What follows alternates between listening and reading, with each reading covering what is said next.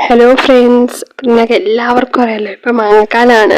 അപ്പോൾ നമ്മൾ ഈ സമയത്ത് മാങ്ങ ഉപയോഗിച്ചുള്ള ഓരോ പുതിയ റെസിപ്പീസൊക്കെ നമ്മൾ ട്രൈ ചെയ്ത് നോക്കുന്ന ഒരു കാലമാണ്. അപ്പോൾ ഈ ഒരു സമയത്ത് ഞാൻ സ്ഥിരമായിട്ട് മാങ്ങ ഉപയോഗിച്ചുണ്ടാക്കുന്ന ഒരു റെസിപ്പി നിങ്ങളുമായിട്ട് പങ്കുവയ്ക്കാമെന്ന് വിചാരിച്ചു. അപ്പം നമുക്ക് അതെങ്ങനെ ഉണ്ടാക്കുന്നത് നോക്കാം.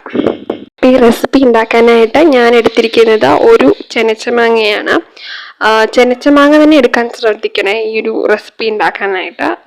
ചെനച്ചമാങ്ങ എന്ന് പറയുമ്പം ഭയങ്കരമായിട്ട് പഴുത്ത മാങ്ങയല്ല, എന്നാൽ പച്ച മാങ്ങയല്ല, അങ്ങനത്തെ ഒരു പരുവം, അതിൻ്റെ ഇടപ്പരുവമുണ്ടല്ലോ, ആ പരുവത്തിലുള്ള മാങ്ങയാണ് അതാണ് ഞാൻ എടുത്തിരിക്കുന്നത്. ആ മാങ്ങ ഇങ്ങനെ കുഞ്ഞു കുഞ്ഞു കഷ്ണങ്ങളായിട്ട് നുറുക്കി വയ്ക്കണേ. എന്നിട്ട് നമ്മൾ അതിലോട്ട് ആവശ്യത്തിന് ഉപ്പിട്ട് കൊടുക്കണം. നമ്മൾ അതിലോട്ട് ആവശ്യത്തിന് മുളക് പൊടി ചേർത്ത് കൊടുക്കണം. ഞാനിവിടെ 1/2 ടീസ്പൂൺ എടുത്തിട്ടുള്ളൂ, കാരണം നല്ല എരിവുള്ള മുളക് പൊടിയാണ്.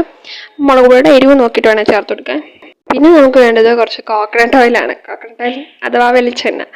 അപ്പോൾ ആ വെളിച്ചെണ്ണ ഞാനിവിടെ എടുത്തിരിക്കുന്നത് 1 ടീസ്പൂണോളമാണ്. അപ്പോൾ 1 ടീസ്പൂണോളം വെളിച്ചെണ്ണ നമ്മളിലോട്ട് ചേർത്ത് കൊടുക്കണം. എന്നിട്ട് ഇതെല്ലാം കൂടി നല്ല രീതിയിൽ തന്നെ മിക്സ് ചെയ്തെടുക്കണേ.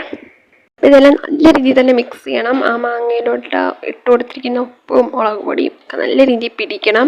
എന്നാലേ നമുക്ക് ആ ഒരു കറക്റ്റ് ടേസ്റ്റ് വരുള്ളൂ കേട്ടോ. അത്രയും ടേസ്റ്റാണ് ഈ ഒരു സംഭവം. അപ്പം അത്രയും നല്ല രീതിയിൽ നമ്മൾ ഇളക്കി കൊടുത്താൽ നമുക്ക് നല്ല ടേസ്റ്റിൽ കിട്ടും. അപ്പം സിമ്പിളാണ്, നമുക്ക് ഈസി ആയിട്ട് തന്നെ ഉണ്ടാക്കിയെടുക്കാൻ പറ്റും. ഇത് പണ്ടത്തെ കാലത്തെ ഒരു റെസിപ്പി കൂടിയാണ്. പണ്ട് കാലങ്ങളിൽ അപ്പൂപ്പനും അമ്മൂമ്മമാരും ഒക്കെ ഇങ്ങനെ ഈ ഒരു റെസിപ്പി ട്രൈ ചെയ്ത് നോക്കിയിട്ടുണ്ട്. അപ്പോൾ അവരുടെ കയ്യിൽ നിന്നാണ് ഞാൻ ഈ ഒരു റെസിപ്പി മനസ്സിലാക്കിയത്.